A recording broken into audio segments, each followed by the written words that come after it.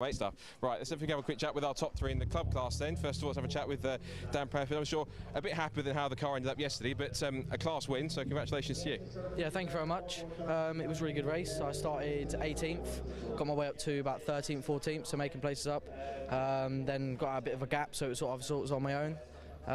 But yeah, the race was really good. Car felt much better than yesterday, and yeah, see what happens for the second race.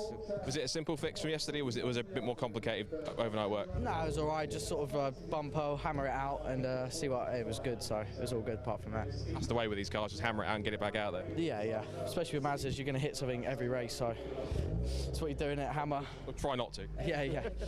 Good stuff. Well, you driven superbly, mate. Well done. And we'll see you for race 3. Good stuff. Let's have a quick chat with Scott Wright. He's one of our championship contenders. Smile on your face, thinks it's everything. That's a good result for the championship. Yeah, really happy with that. I'm leading the championship. I mean, I finished first on track yesterday and got a penalty, so it was I felt a bit hard done to, but I had to do well here and get good points.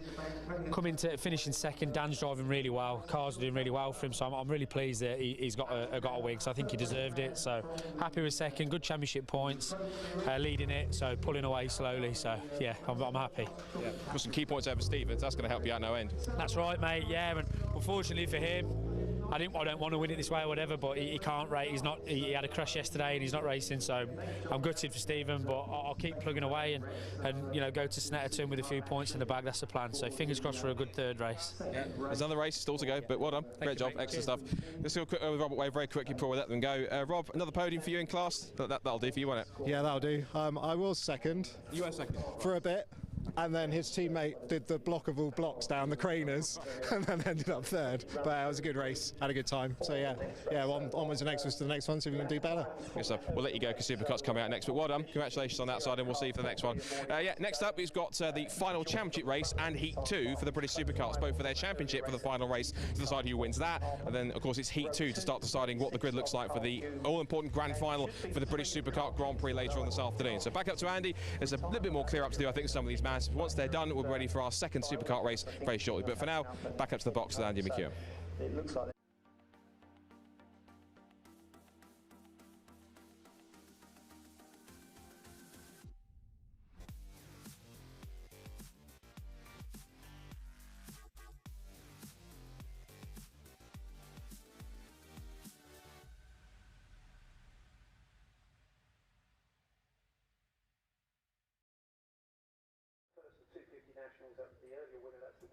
So the Motorsport UK British Superkart Championship final round of the championship about to get underway here at Donington Park. There's a small delay because there are quite a few Mazda MX-5s to be collected from around the circuit, but when we do get the race underway, I think we're in for another very, very exciting 12 minutes of action. Heat number 1 earlier on today was particularly good, with the lead changing on the very final lap of the race, which is a very apt way to finish a race here at the what is the British Superkart Grand Prix event. That's exactly how the final was decided 12 months ago, with a last corner overtake. This time around it was the penultimate corner on which we saw Liam Morley find a way ahead of Lee Harper, and that was significant because those two fighting for the Division 1 Championship. They came into the weekend tied on points. That broke the tie in the favour of Liam Morley then, who got himself the win.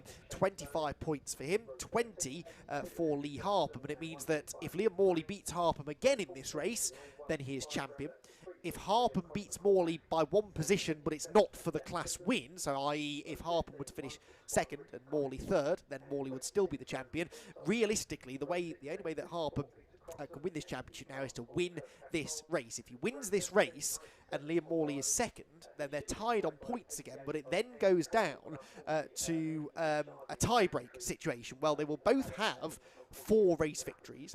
They will both have 3 second place finishes. It therefore comes down to the one result where they differed, which was a non-finish for Liam Morley in the 3rd race at Cadwell Park, a race that was won by Lee Harper.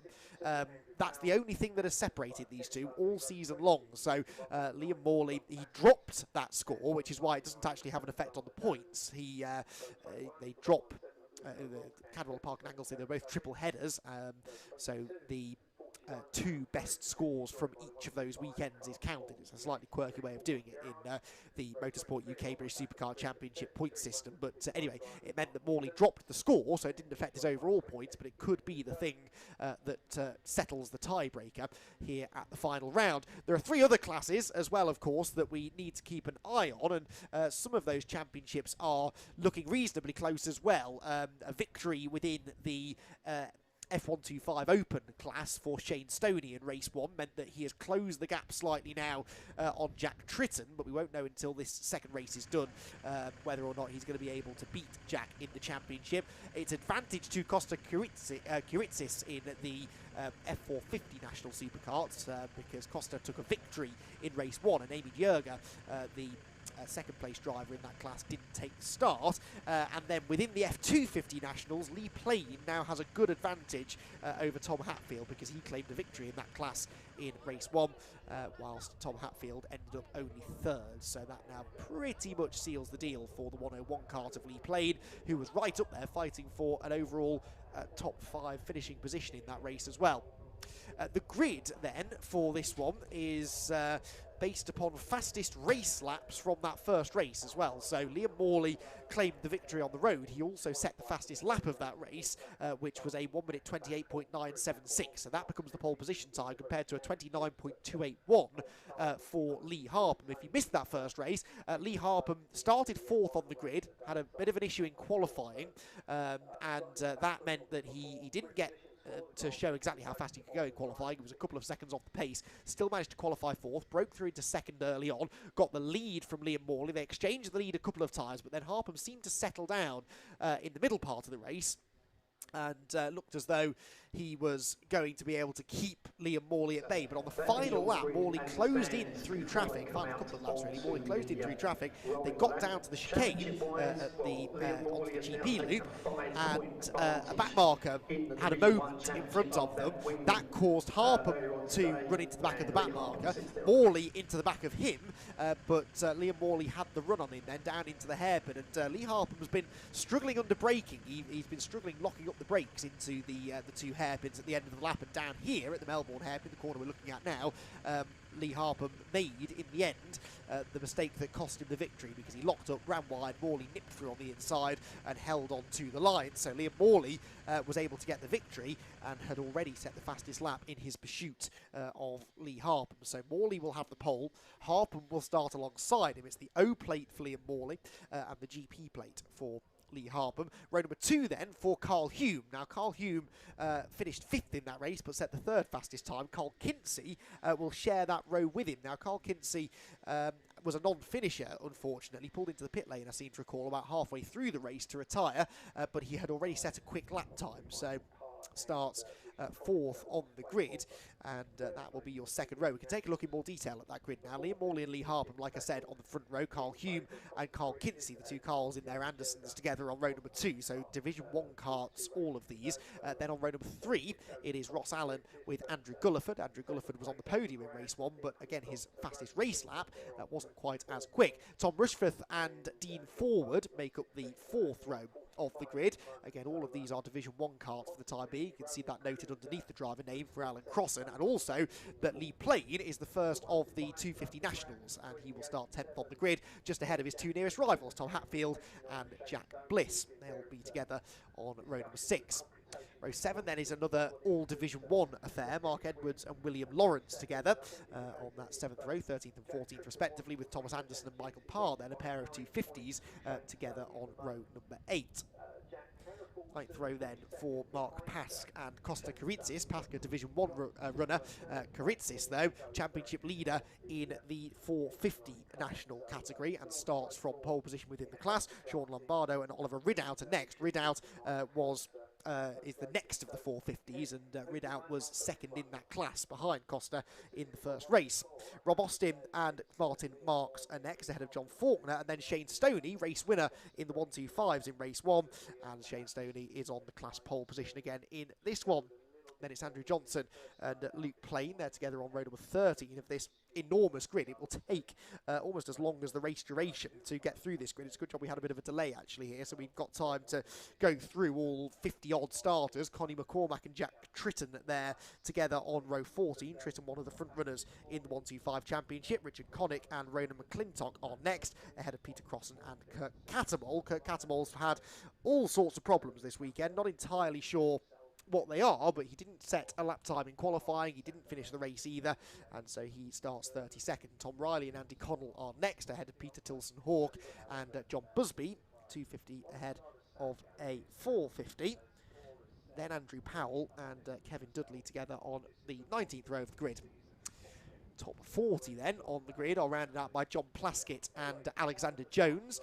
Not the same Alexander Jones, I don't think, that we've just seen out racing in the MX-5 Super Cup Championship. Then Luke O'Rourke and Terence Dudley, who are together on row number 21. We're still only about 2/3 of the way through this grid. Alan Flewitt and Paul Von Gerard are next. And then row number 23, not often, is it, in motorsport? You can get down to the 23rd row of the grid, but that's where you find Mark Newton and Ian Luto. Again, all of these drivers who had issues, and many of them non-finishes in race number 1. Michael Goff and Gary Potkins are together next then. On the 24th row of the grid, Alex Dudley and Ben Ardern on row number 25. Ben was an early non-finisher in that race before. And then Daniel Thompson and Samantha Hempshaw towards the back as well. All of the female contingent on the grid unfortunately had some misfortune, weren't able to set lap times in race 1, so Samantha Hempshaw's there towards the back ahead of John Reeder, and then Catherine Foster with Amy Yerger at the back as well, alongside Paul Platt. Now Paul Platt should be starting 13th, but he's not starting 13th. There has clearly been another amendment to this grid, so he is starting at the back of the grid. Like I say, was originally supposed to be starting 13th. One non-starter though will be the number 53, and that cart being pushed out of the way, Alan Crossan that is, at Redgate Corner, because as you can see they are on their green flag lap now. Well, their first of 2 green flag laps probably. They were given 2 green flag laps before that first race, so I imagine it'll be the same story for race number 2. And gives the competitors an extra chance to get into the tyres, to warm up the engines as well, which is a big part of this, and to familiarise themselves with the track conditions as well, because we've had quite a bit of racing since they were last out. They were out our first race of the day at 9:10 this morning, which is a brilliant time to go on track because the track gets swept overnight, it gets cleaned, the dust and the gravel that had been kicked up yesterday wasn't a factor. Now though, it will be. We've had a very, very lively day of racing here. Some of the other categories of racing really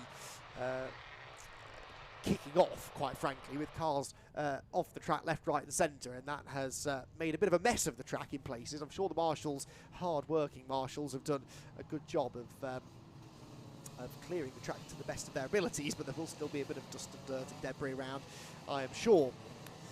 So front row then is where it's at really here. As I say, there are other championships that could change hands over this final race of the season, most notably the F125s between Jack Tritton and Shane Stoney, but the one that is most likely to change, or at least be really close heading towards the final race later on this afternoon, is the battle between Lee Harper and Liam Morley. They're also, of course, competing for the Grand Prix, which will be the final race later on. It's not a points-paying race, but the results from the 2 heats that we're seeing the second of them now will decide the grid for that final later on. It's a slightly convoluted way of doing it that I'll confess I don't fully understand, but they will come up with a grid for that, and we'll have the final later on with all of the pressures of the championship taken off their shoulders, and will instead just focus on what should be a very exciting race. So field makes its way around onto its second green flag lap now then. Great sight and sound these things make as they work their way across the start-finish line. Hands out of the hands up in the air there for a couple of the drivers at the back who had started to pick up a bit of speed coming off the last corner, and then realised that they would have to slow down again, but they did a good job of running 2 by 2 and not getting in each other's way too much. Brilliant sight they make as they come around past a reasonably busy Donington Park circuit as well. Quite a lot of spectators I noticed filling up the grandstands and spectator areas around the place. There's a nice, relatively new grandstand up at the top of the hill there, just to the right of shot, which has got quite a few people sat in it, enjoying the show, enjoying the slightly more pleasant weather today. It was a bit chilly yesterday, the wind really biting. And today that wind has died down a little bit, and that will make track conditions a bit more predictable as well, because you don't have that wind blowing, blustering across the track. And these lightweight supercars, of course, quite aerodynamically dependent as well, are, I would imagine, particularly susceptible to that wind gusting around. So they'll be very grateful that we've got much more settled, stable conditions today. No real threat of rain. We had a few sprinkles of that yesterday. But today, pretty much picture perfect autumnal day. Bit dull, doing a bit more sunshine maybe, but these are perfect conditions for quick lap times. Fastest lap, remember, set by Liam Morley earlier on. There are many racetracks around the country at which superkarts have set the outright lap record, and I would imagine a 128.9 we've got to be getting down towards whatever the Donington Park GP lap record is. Minute and a half, under a minute and a half to lap this place is very, very impressive indeed. The lap record actually is it won it 17.7 apparently, set by Kimi Asato back in 2013 in the old Auto GP series that raced here for a few years. So that was a very quick lap time. We're not quite getting down to that sort of pace, but very, very quick indeed. And the drivers, of course, sat inches away from the ground. It's a very, very spectacular series to watch, and I'd imagine a real thrill to drive one of these things, especially in the sort of close combat that we saw in the race earlier on today. So, up towards the final corner they come then, the final round of the MSA, Motorsport UK British Superkart Championship for 2022. And it is a battle in Division 1 between Lee Harper and Liam Morley. Morley on the pole position. He's the lighter coloured car with the green and red flashes. The dark kart is Lee Harper, the GP plate at the front of the field. Who is going to get into Redgate corner first? Who will win this final round of the championship? Who will be crowned the Division 1 champion? We'll know in 12 minutes' time. Off they go towards the first corner, and Liam Morley and Lee Harper immediately start to do battle into the braking zone. Harper, though, chops across the nose, and Morley gets the lead into that first corner. And Lee Harper is going to throw everything at holding on to the victory. Someone's off. That's Morley. That's Liam Morley. He's off at Redgate corner. The championship leader has gone off at the first turn. Thankfully manages to get going, but he's right at the back of the pack, and that could cost him the Division 1 championship. Lee Harper put the pressure on him immediately with that really good start. Chopped across his bows into the first corner. Don't know if there was contact. I don't know if it was just a mistake from Liam Morley, but it's possible that he just made that slight mistake on cold tyres because he was so desperate to find a way back ahead of Harper. Oh, a red flag. A red flag is flying. So there's been an incident somewhere on the track. The race is being stopped, and that is, well, not the worst news for Liam Morley, because I guess we'll have a restart. This, I'm guessing, is part of the reason for the red flag. Numbers 41, was that 119? I didn't quite see, but 41 sat sideways on the track, and that is Alan Flewitt, who is a little bit out of breath, I suspect, after that. There's obviously been a collision with, 35 it was, which is limping away. And that's Samantha Hempshall, who started at the back of the field. So those two have tangled at Redgate, it seems. Samantha trying her best to get going, but that kart's not having it. Very hard to start these once you stall them without a push. And there's no one there to push it, because quite rightly the marshals are attending to Alan Flewitt, who was in a little bit of discomfort, I think, after that. So red flag out then, first one of the weekend here at Donington Park. And, well, it's not what we like to see. We never like to see a red flag. We never like to see drivers needing the attention of the marshals, but Liam Morley will get a second crack at this now, because the restart will be from the original grid order, and he will be straight back up onto pole position.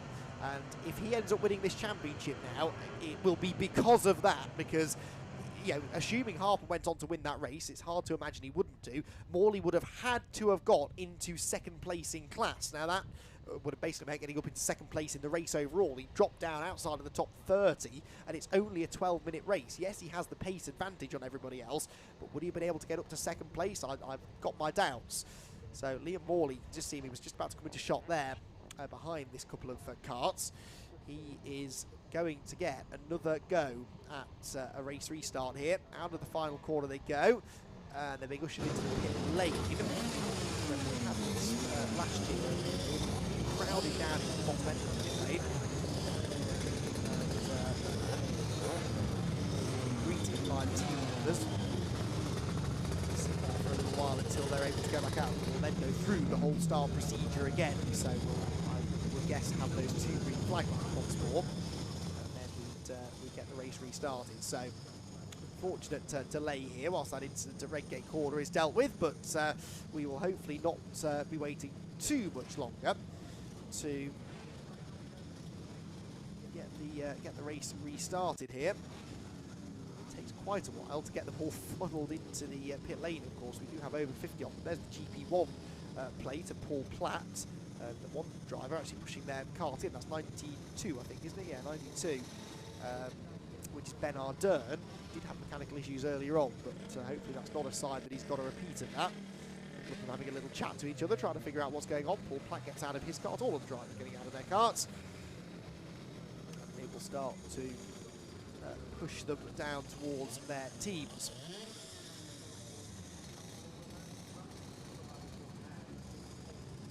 So, hopefully, like I say, this won't take too long. We want to this final round of the championship back underway, but what a dramatic half a lap we had there. Before the red flags did fly. Could have been championship defining. It will be championship defining for sure, because if it's Morley who ends up winning it now, like I say, it's really because he's getting this second chance at starting from the pole position. Didn't get the best of starts. It was very even. It looked like Harper was just a bit braver on the brakes, really. Certainly a bit more committed, sort of chopped across in front of Morley. Didn't give Liam the opportunity to get into that first corner ahead. But then I'm intrigued to know, I'd love to know what happened on the exit of the corner between those two. Or, well, perhaps not between those two, perhaps it was just a mistake for Morley, but it would be nice to know that, because that was a big, big moment. But so very nearly could have cost him any chance of the championship. Well, there must be enough guys down there to pick that up and walk away with it. So Liam Morley is halfway down the grid lane. Obviously the officials will be frantically trying to get the right people into the right spot now. Samantha Hemshaw.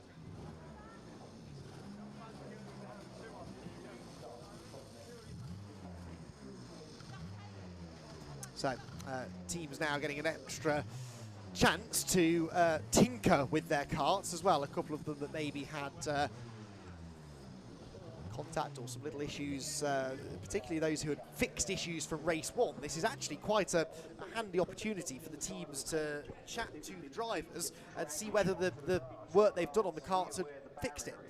Because if it hadn't, they've got a bit of time now to work on them maybe. And, then at least they can rest easy knowing that everything's in order when they do get this race restarted. Number 35 in particular, I can see underneath me having some attention given to it, and that is one of the division. Well, no, sorry, no, it's the 250 national of. That's Samantha Hemshaw. So Samantha Hemshaw was involved, I think, in that incident. So she's got back to the pits then. Looks, I mean, no, she's parked right underneath my commentary position. The car looks okay. I can't see any obvious damage on the left-hand side anyway. They are giving some attention to the... there's a bit of tank tape going on the left-hand side bodywork. You're not seeing this on your screens at the moment. I'm just peering out of my commentary box window, and Samantha's kart with a bit of damage down the left-hand side, but not that bad, actually, I would say. So any impact she had was fairly negligible, and because she carried on running, without outside assistance after the red flag, she should be able to take the restart. Number 29 there, a bit further up the grid, is Tom Hatfield. Tom Hatfield, one of our leading contenders in the 125 class. Second in that second in that championship. Sorry, 250 class, beg your pardon. Second behind Lee Plain. There is good news. That's the number 41 of Alan Flewitt's cart on the back of the recovery truck. The medical cars have all left the scenes. That was a nice quick recovery. They'll just take him over to the medical centre for some checks, but hopefully he will be more or less okay. And we will perhaps even see him out for the final later on, that third and final race of the weekend here at Donington Park, which will be over 10 minutes long now, so it's going to be a shorter race than was originally planned.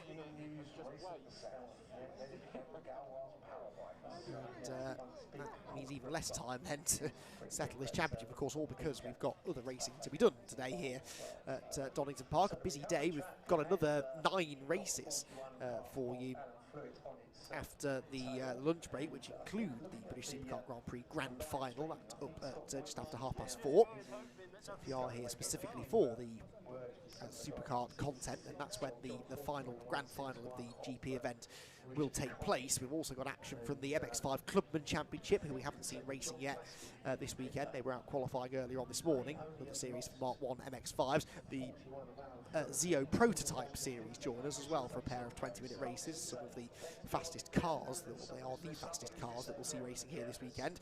And we've also got, at the end of the day, our 45-minute pit stop race for the BRSCC Club Sport Trophy, which is going to be a really, really exciting race, that, with a big grid of cars. Great variety out there as well, and those races always are very entertaining indeed. So Club Sport Trophy will join us. Plus, of course, we've got another race apiece for the MX5 Super Cup, the National Formula Ford Championship, and the BRSCC MX5 Mark 1 Championship as well. So there at the front of the grid is Liam Morley's cart. I'm sure they have just been giving him a bit of attention, making sure that the cart is okay after that spin. He's parked up next to Lee Harper. If there is any beef between the two, then it's not really showing, is it? So I've got to imagine it was a self-inflicted spin, that, for Morley. There, the number 1 cart starting, or lined up actually 5th on the grid, is Ross Allen. They've got to get everyone back into the right order now as well, of course, which is going to take a few moments, I suspect. I think possibly in an incident like that, John, and obviously, there were several cars that did sort of make contact. There was a bit of contact. And obviously, Liam managed to sort of keep the engine going, but it's probably just, I think it's not safe from this point of view. Just common sense, glance in case perhaps it's picked up a slow puncture or... Final few moments now, hopefully, before the carts are released back out onto the grid. But I wonder how they are going to reorder them, because normally you would think they'd do it in the pit lane now whilst they're sat waiting, but they have not. So I guess they're going to expect them to maybe release them in a certain order onto the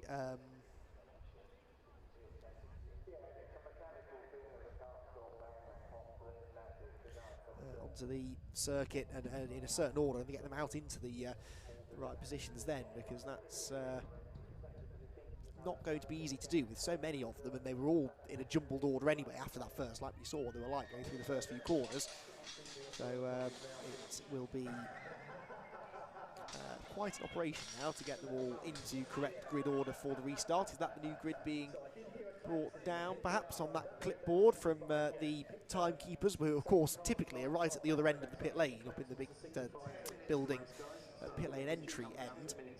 But there seems now to be a bit of activity, as if suddenly somebody knows what they're doing, and they're going to release the carts back out onto the track. But it should be Morley from Harper, from Hume from Kinsey. So it's the second row where there's been a change, because Ross Allen came into the pit lane ahead of Carl Kinsey. But further back there'll be an even bigger shuffle of the order. Well, they are being released now, and they're being released in the order in which they came in then, it would seem. So unless they have rejigged it, but if they have, it's not the order that I had on my original grid sheet. So anyway, whatever. They're going out onto the track in some sort of an order, and it really isn't that relevant because by the time they get to the first corner, they'll all be in a different order anyway. So in a way, it doesn't particularly matter. There goes the number 58 cart going through. That's the distinctive machine of John Busby. 58 in his it is a Silverstone, as many of the 450 national carts are, but his with that distinctive shape to it at the front. So, take two then of the final round of the Motorsport UK British Superkart Championship.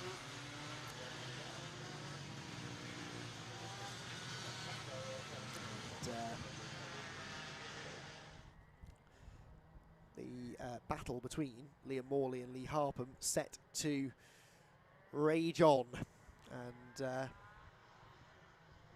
this is proper nail-biting stuff, isn't it, between these two? It's not every day that you get or no, every year that you have a championship decided in a last race shootout. It's what we're fortunate enough to see here in the Division 1 category. And it's been a fascinating battle between the two of them, although, as I said, it tends to be that one of them has a good weekend.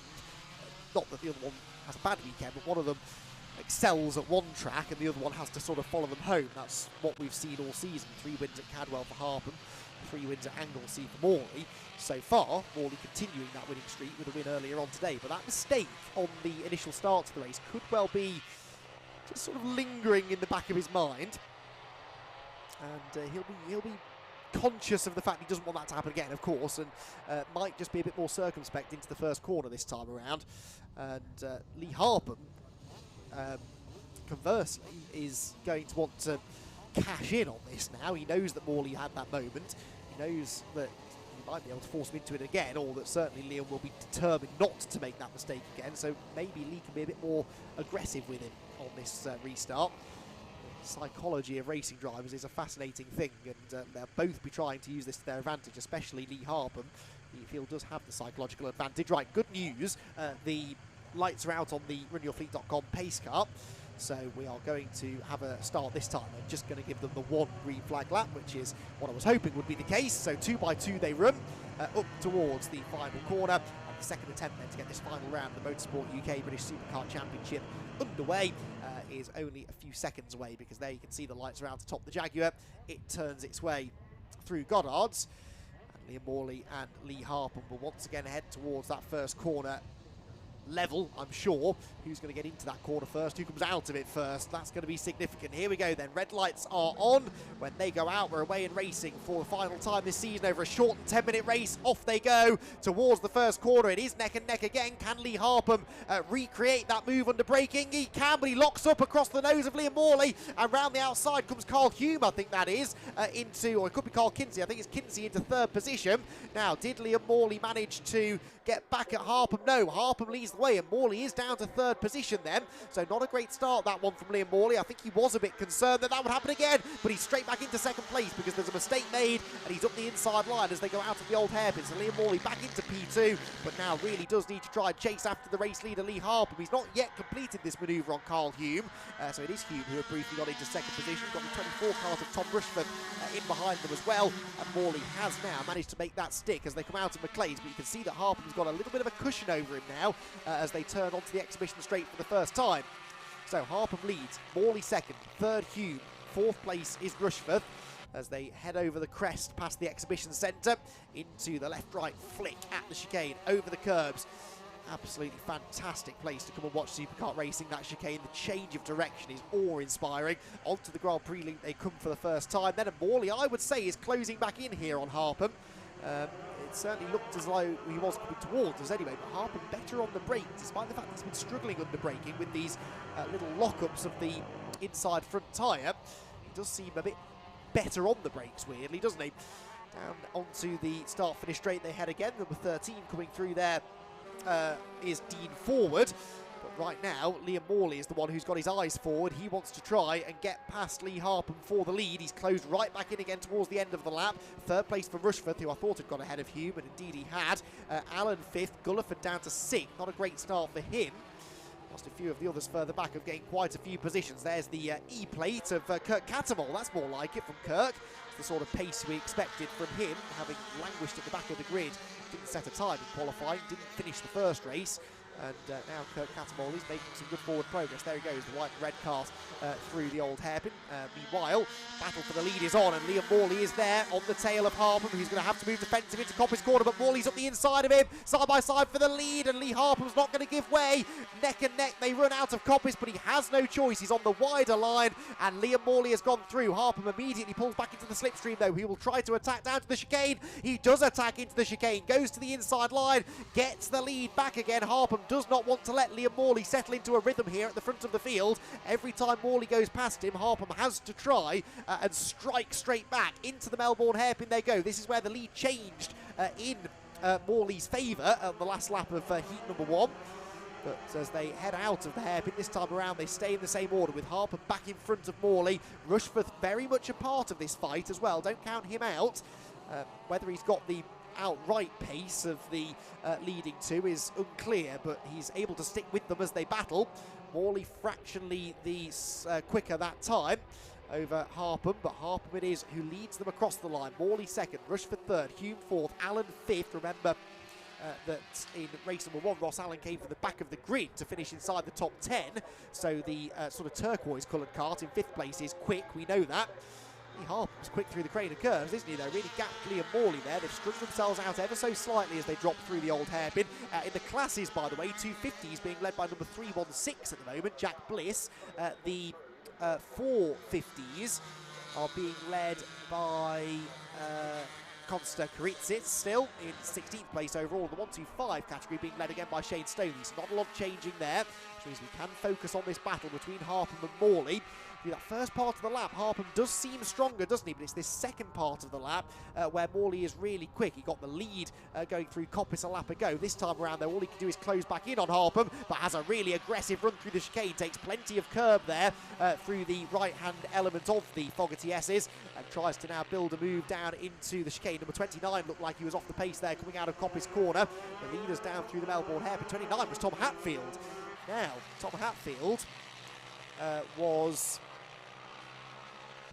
the man at second place in the 250 National Championship. So Lee Plain, who is running second in that class at the moment, would be very happy to know that his nearest championship rival is in strife. Here comes Morley, though. He's back up the inside of Harper. He's just set another fastest lap of the race. They touch into the first corner. Harper gives him the squeeze and almost loses control. That was very, very physical stuff, but Liam Morley is into the lead of the race. There is absolutely no love lost between these two right now. There's a championship on the line, and Harper knows he has to beat Morley in this race to have any chance of beating him in the championship. Out of the old hairpin they go, and up towards the run at McLean's corner. Wow, this is a real battle between the two of them, but Morley has gone through there. The fight for third place. Carl Hume not being shaken off by Tom Rushforth at the moment. Through Coppice corner then. Can Harper now retaliate here, get that lead back? Remember, if Morley wins, he's the champion, but if Harper wins, we believe that on countback, it would go to Harper, the GP-plated cart, which runs second place on the road right now. Fire their way through the chicane. Looks to me, though, like Morley's pulling away. He's got a bigger gap now than Harper ever had over him. Lee Plain, by the way, has got into the lead now of the 250 National class, so he is up ahead of Bliss now. So Lee Plain, of course, for the championship anyway, but it looks like he's going to do it with a race win. Meanwhile, Liam Morley arrives at Goddard's, and yeah, Harper is definitely dropping back. Now, there is a possibility that that contact has done some damage. They're fairly robust, these supercarts, but I wonder whether Harper was maybe struggling. His pace isn't great. He was 7/10 off his previous best there. Liam Morley is now second clear, having set another fastest lap there. So, Liam Morley starting now to pull clear at the head of the field, through the crane as he comes into the old hairpin.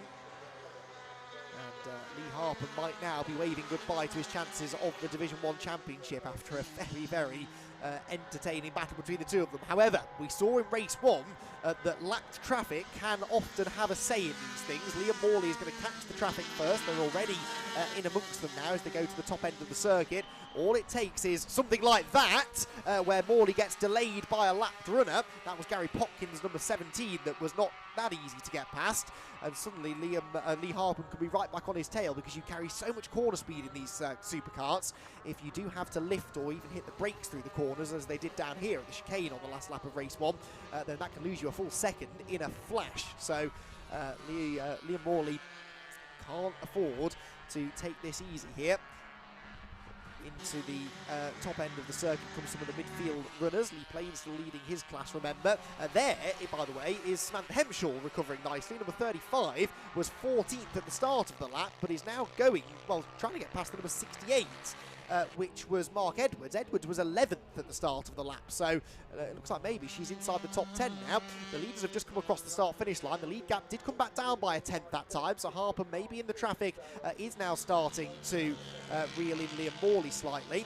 They're just about to appear at the top of the hill, I think, that leading quartet, who are still within 2 seconds of each other. Down the hill they come then into the old hairpin. There is Morley. There Harper second. There Rushforth in third. And then Carl Hume rounding out the top 4. Into McLean's corner comes the next back marker. That's the 143 cart. About to go a lap down, which happens quite neatly coming out of McLean's corner. So no time lost there, really. Ooh, but Harper does not get the same treatment, and that's cost him a bit more time now. They're going to be going on to their final lap next time around as well. So one more lap to go after this one. Liam Morley just needs to stay out of trouble. Oh, that's smoke! That's smoke from the back of Morley's cart. The race leader has smoke from the back, and there's fluid down, I think, as off goes Rushforth. Surely this is not going to cost Liam Morley the championship with a lap and a bit to go. The race leading cart is smoking, and I think there is fluid down, because look, they're all slipping around behind him. This is major, major drama, and it could have big ramifications for the title. Liam Morley desperately will want to carry on, but if there is fluid dropping, it's not really safe for him to do so. It's not affecting him, it's affecting everybody behind, but Lee Harper just needs to try and stay on the island and see whether or not Morley's cart is going to survive the final lap. There's more traffic ahead. The smoke seems to have abated slightly, but I am fairly certain there is some fluid coming out of the back of that Zero cart. He's got a 1.4 second lead, so Morley can afford to sort of stroke this one home now. But what was that all about? Down the hill he comes. The smoke isn't there anymore. That's really confusing. But look, there's carnage behind. They're all skating off on whatever is coming out of the back of Liam Morley's cart. Off has gone Rushforth. Tom Rushforth from 4th position, off at the Craner curves. This is going to be a real heart-in-mouth final lap, not only for Liam Morley, but for everybody chasing him down. Harper has to stay on the track and hope that Morley's cart doesn't make it to the end. Up towards Coppice Corner they go for the final time. Liam Morley half a lap away from winning the Division 1 championship, but is that cart going to last? There is no smoke. I can't see anything coming out of the back. He knows something's going on though. Look, he was looking over his shoulder, trying to see what was going on at the back of his cart, but it seems healthy again now, doesn't it? Can we see the fluid coming out? Not from that camera angle. Another victim of that now is Terence Dudley, number 77, who's off at the old hairpin. I'm guessing he slid off on that fluid. But Liam Morley is coming down towards the final corner now, or final couple of corners now. In fact, he's already gone out of the Melbourne hairpin, I hope. Did he come out of the Melbourne hairpin? Liam Morley is somewhere around Goddard's corner. Is he still going? Surely he's not pulled off. Oh, well, he might have done. Liam Morley, no, he's the checkered flag is out. Morley has not come through. Liam Morley has not made it to the end. He got to within 2 corners of the flag. Carl Hume wins the race, but Lee Harper, I think, is going to be the champion. The Division 1 championship is settled by a mechanical failure for Liam Morley, who has not made it to the finish. That is heartbreak for Morley, who had that race sewn up. And Carl Hume is... So let's double check this then, because that now becomes a drop, though, for Morley, I think. But he's already had a non-finish, hasn't he? So 20... No, it doesn't become a drop. They can't drop their final round, can they? So if he doesn't finish, he scores 2 points for non-finishing. But I reckon that's got to mean Harper is the champion now. A second-place finish for Lee Harper. He was only 5 points behind. He's just outscored him by 18. So as long as Morley can't drop that finish, and it's my understanding that he can't, then that is going to be Lee Harper the champion. I cannot believe what we've just seen. Where is Morley? He's obviously stopped somewhere between the chicane and the Melbourne hairpin, I guess. which is in a bit of a blind spot, unfortunately. We can't see that straight, but that's got to be where he's got to. I can't think of... he didn't make it down to the Melbourne hairpin, I'm absolutely sure of it. So, wow, a little bit speechless, actually, about that. That is not the way that Lee Harper would have wanted to win the Division 1 Championship. That is for sure. It's also going to have an effect, of course, on Morley's grid position now for the GP final later on, but that will be kind of the least of his worries right now, I suspect. What a dramatic end to the race. What a dramatic end to the Motorsport UK British Superkart Championship. And Liam Morley, unfortunately, he knew something was wrong, even if he hadn't spotted it before. When he came down the exhibition straight for the final time, he looked over his shoulder. I think he'd heard something. If he was leaking fluid and then the smoke stopped, that meant that all of that fluid had gone. And the engine could not be expected to survive for much longer if it's lost all of its oil or whatever it was, coolant or something. And I think he heard it go as it went down into the chicane. He carried good speed through the chicane, but then it clearly has died on him going down into the Melbourne hairpin, and that has cost him dearly. So Carl Hume picks up the win. Let's not forget about him. Carl Hume drove really well there, actually, to stay with the leaders. And then, I mean, whilst Morley was dealing with his mechanical issues, so was everybody else, because he was leaking fluid all over the track, and karts were skating off left, right and centre. Feel a bit for Tom Rushforth, who came across the line 5th in the end after his last lap spin down at the Craner Curves. But that was a very, very exciting but dramatic last race there or last round of the championship for the Motorsport UK British Superkart Championship. And, well, we'll wait for official confirmation, of course we will, but as far as I can work out, that should now give Lee Harper the championship. Well, lots to unpack after that one. We will hopefully get a chance to speak to our top 3 finishes in a moment, but we will first take a look at the provisional results to that second heat, which is, like I say, it served a dual purpose, that race. Not only was it the final round of the championship, it also was the second of our heats to decide the grid for the GP final later on. That race, remember, due to kick off at 4:35. Hope that Lee Harper's kart will be out there. You would forgive him, I think, for going home at this point, but hopefully they get it fixed and get him on the grid. Carl Hume then the winner, Lee Harper second, Dean Forward third, Andrew Gulliford fourth, and Thomas Rushforth in fifth. Lee Plain in sixth position, by the way, is provisionally the 250 national champion with another class win ahead of Jack Bliss and Kurt Cattermole, with Hempshall and Baldwin rounding out the top 10. Hempshall from the back, of course, and some involvement in that red flag incident. Other class winners, the 450 nationals go to Costa Karitsis. That should be enough for the championship as well. Likewise, Shane Stoney in the, I guess, another victory within the 125 class as well. And that, though, I don't think will be enough to beat Jack Tritton. I think Jack Tritton has probably just done enough for that championship. Jack Tritton finished where in the class? When he was second in the class, so I think that should be enough. 20 for him, 25 for Shane Stoney. Yeah, that should be Jack Tritton the champion, despite a double victory here for Shane Stoney, but it will be a very, very close run thing indeed.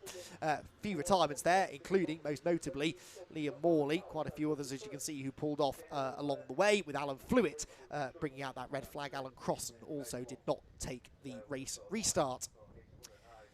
Right then, we are heading into the lunch break now. We will first, though, last 2 non-finishers there as well, Luke O'Rourke and Connie McCormack. But before we do head into a much-needed break, we will head down now and hear from Scott Woodwiss with our podium finishers.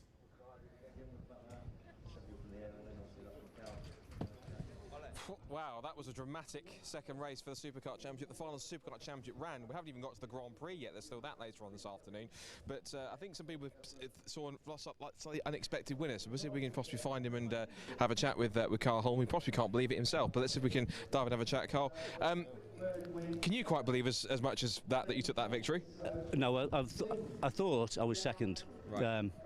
But I thought Liam had gone, but obviously he'd had an issue with water because it was getting a bit slippy around the top corner there. But so when I came in, I was driving over to number 2, and he's saying number 1. I said no, 2, and he's 1. So anyway, yeah. So great. It's yeah, a little bit surprised, but you're almost speechless, aren't you? Yeah, it's great though. It's just a pity it wasn't the Grand Prix. because I'd be walking away with the GP plate now, wouldn't I? We've still got that to come up, so there's still that to come. Of course, and these two races kind of help decide towards that. Yes. So hopefully should put you somewhere near towards the front for the race. Yeah, well, I should be with a win and a fifth. I'll be on first two rows anyway, so it's good enough, isn't it? Seems to be. Yeah. So it's all to play for now to get that GP plate. Absolutely. Yeah, that'll be fantastic. Hopefully I'll be chatting to you later. Fingers crossed. Well done for race 2. Well, that's great job. Let's bring, where's Lee Harper got to? There's Lee Harper just over here. Let's bring him in. Let's just bring Lee in just for a second. He's busy in conversation. That was quite a bizarre second race, wasn't it? Yeah, just a bit. It seemed a bit like last year when the race got stopped. It was me and Liam on the front. But yeah, I'm struggling with a touch of understeer from the incident in the race 1.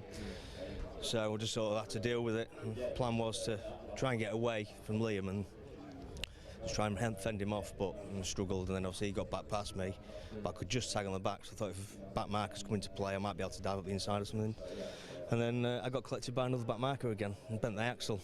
So I did the last 2 laps with it vibrating and couldn't see where it finished. But I'm sure that was comfortable. Yeah, horrible. But yeah, I've just heard that obviously Liam didn't make the finish, which I thought he pulled off on the slowdown lap. So that means we'll take the championship. So in that case, provisionally, congratulations. Thank you. Cheers.